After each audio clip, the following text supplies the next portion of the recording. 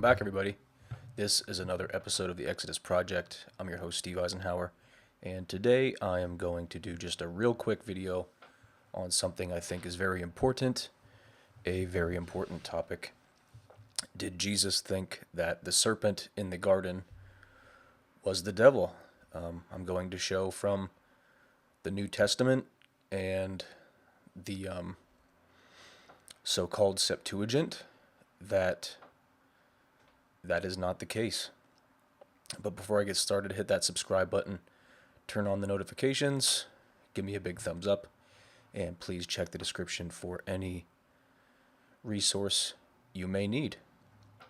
Okay, so let's hop right into it. Like I said, going to be a real short video. Just need to compare these two things. So first of all, as you can see on my screen, on the left side, there is Greek, an interlinear translation.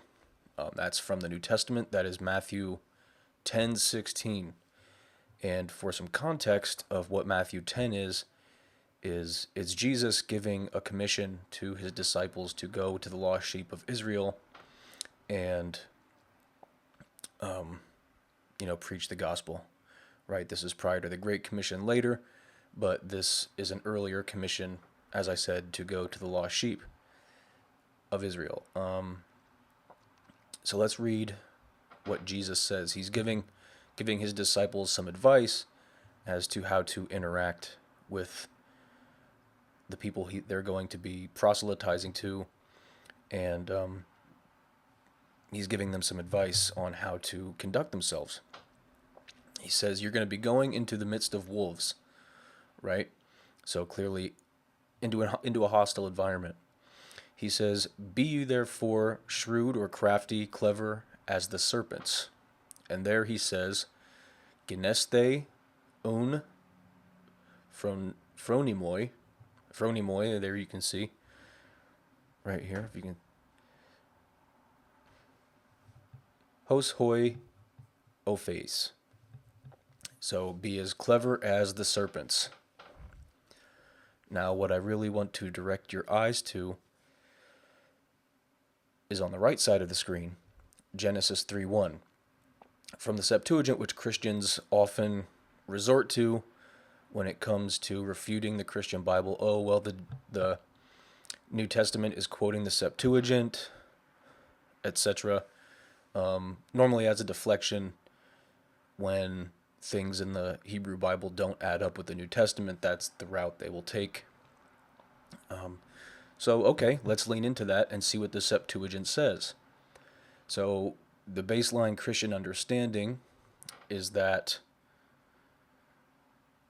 Genesis 3, the serpent in the garden, is the devil, right? Even in the New Testament, you see similar ideas, talking about the dragon, that old serpent, all these different things, saying that this serpent in the garden, this snake, is in fact the demonic figure that Christianity refers to as the devil. The stark enemy of God, right? He is completely in opposition to God, a rebellious angel. His whole shtick, his whole mission is to take as many people to hell with him as he can. And as I said, according to the Christian worldview, he is the complete enemy, right? The stark opposition to God. But here in Genesis 3:1, according to the Septuagint, it reads, but the serpent, ophes, just as it's the exact same word as in Matthew 10:16, except Matthew 10:16 has that extra letter which makes it plural, because he's speaking to a plural audience in Jesus's case. But there, the highlighted in Genesis 3:1, but the serpent was most skilled or most crafty of all the wild beasts. So you can see that the serpent word is the same, simply just rendered plural. And the most skilled there in Greek in Genesis 3:1, or most clever, right? Most cunning, as other translations would render it. That is also the same word. It's just that in the Genesis 3:1 rendering of this, it is being rendered in a superlative manner, right? Most cunning, most skilled. But as you can see from the highlight, that serpent and cunning, shrewd, Greek, or cunning, shrewd, clever, are both the same Greek word. So I would have to pose a question to the Christian in this case. This Matthew 10:16 reference, where he is giving his disciples instructions on how to conduct themselves when preaching, right? When they enter a hostile environment and have to preach the gospel, right? If he's telling them to be wise, clever as serpents, but harmless as doves, right? Innocent as doves, he's giving them instructions using metaphors on how to conduct oneself. So be smart, but don't be hostile, right?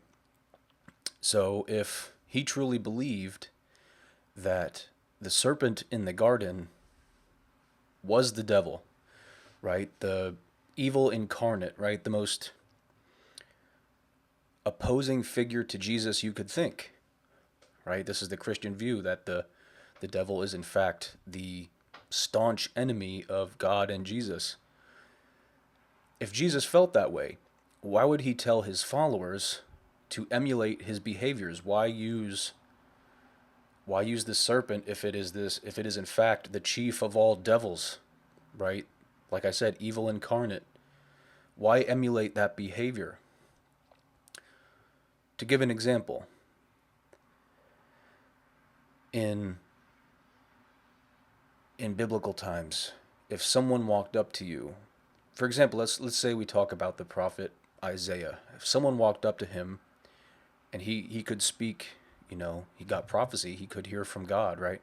If someone walked up to him and assaulted him, and he wanted a message from God on how to react, do you think God would say, be like Nebuchadnezzar and destroy him? Or do you think God would say, be like David and defend yourself, but fight the righteous fight, right? Are we supposed to emulate the behaviors of the villains, or are we supposed to emulate the behaviors of the heroes? Are we supposed to act in righteousness or in wickedness? If the devil is the most wicked creature of all, right? Never mind the fact that we know that angels don't have free will, therefore the devil couldn't rebel to begin with. Okay, that's besides the point.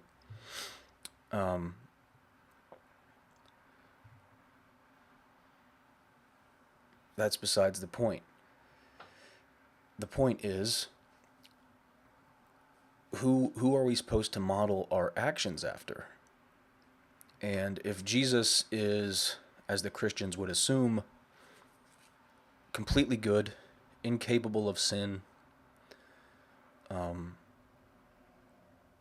God incarnate is what they say, God in the flesh, why I don't think any Christian would agree that God would tell us to act like the devil. I don't think it's possible. I don't think any Christian would concede that. So when we see Jesus making a direct reference to Genesis 3, the Greek words are the same, right? To using the serpent and its cleverness, its cunning, its wisdom, right? Using that as a metaphor for how Christians are to behave. The Christian is left with two scenarios. Either Jesus wants you to act like the devil, or Jesus didn't believe that the serpent in the garden was the devil. He simply just believed that the serpent was the most wise animal of all the animals. Right? So I think it's a very simple reading and a very explicit reading and understanding that according to these highlighted words here, that we could say with very comfortable, assuredness, a surety that Jesus did not believe the snake in the garden was the devil. And if he did, um, this is pretty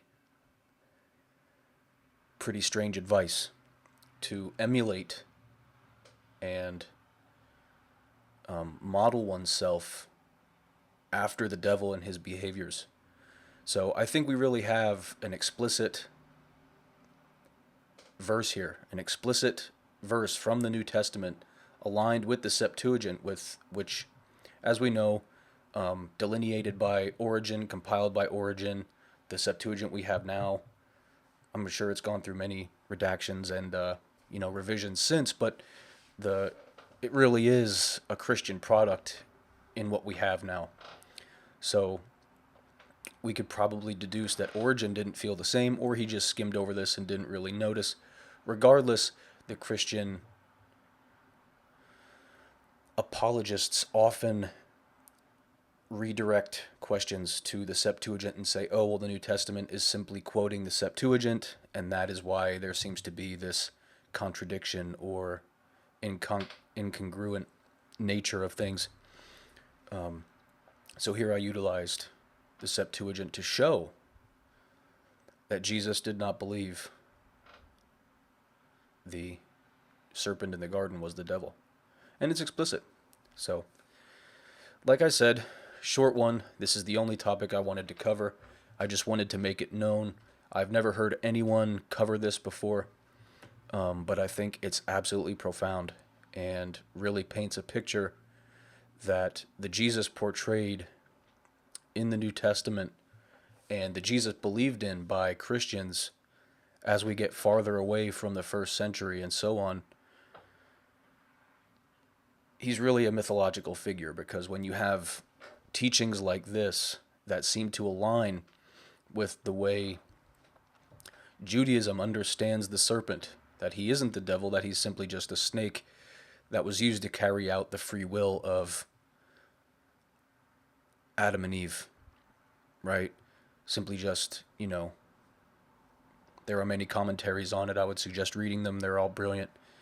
But there's physical punishments to the snake, just as there's physical punishments to the humans, right? To Adam and Eve. Now, if Satan is a physical snake, how did he get physical punishments? That doesn't make sense. Does Satan make children because the children of the snake are punished? It's often a very blatant misreading by the Christians when they read Genesis 3, because it's speaking of the serpent's seed, right? The serpent's progeny will have its head crushed by the progeny of humanity. You can see that all over the place, that there is, for the most part, most people don't like snakes, and they slither on the ground. It's very easy to step on one's head, right? So what's really being portrayed there is what enmity is it's a discomfort between the two, that and there I believe it's called ophidiophobia. I might be wrong, but I think that's what it's called, is the fear of snakes. It's one of the most common fears among humanity, is a dislike, a disdain for snakes. That was programmed in from here, So it's very simple to understand that this is just a snake. Jesus understands it as a snake, and its high level of cunning, its cleverness, its wisdom is something to emulate. I don't believe anyone would say to emulate the behaviors of a demonic figure, when we understand that rebellion against God, is one of the most heinous crimes one can do, right? So if Satan's, the devil's chief behavior, his core personality is in fact to be the enemy of God and to rebel against God. Why would God in the flesh, as Christians understand Jesus to be, teach his followers to really model themselves after such a behavior as that? He wouldn't. So we can understand Jesus did not believe the snake was the devil. And it's explicit. So I hope this helps. I hope people see this, and I hope they, understand, open their minds to it, and see really that some of the Jewish mind of Jesus comes through the New Testament, and that it wasn't all wiped away through the deification of him by the New Testament authors, the church, and so on. So I've never heard anyone talk on this before. I wanted to get a video out on it because I've been, reading over this lately, and I find it so profound. It's one of those things that people just don't even know. And then when you read it in Greek, and you cross-reference it with what they call the Septuagint, which is very often a Christian device of debate as to why the New Testament and the Tanakh and the Old Testament, whatever, are not congruent. I think it's a home run here. So I really hope that helps. And yeah, any questions, any concerns, find me in the comments. Shoot me an email, rediscoveringgod22 @gmail.com. Find me on Facebook. And if you want a copy of my ebook, the Christian Coloring Book, shoot me an email. I will gladly send you the free PDF version, or if you follow the link in the description, the hard copy is there. If something on this channel has, helped you out, made you think, challenged the way you think, shown you some truth from Tanakh, or even cleared up something in the New Testament for you, please consider a super thanks or a super chat, because a lot of time and a lot of effort go into study, research, even just making the videos themselves, and continuing to allow this channel to be free of charge. So if something here has touched you or moved you, please consider,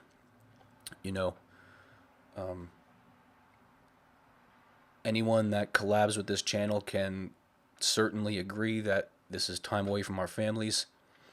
Often get very deep into the research. I've taken it upon myself to learn Greek and Hebrew. That isn't something that just takes a few minutes, right? So a lot of work and a lot of study go into the content that is brought here on the Exodus Project. But as always, this channel will be free of charge. The Bible should not be something that is inaccessible. So yeah, until next time, I'm Steve Eisenhower.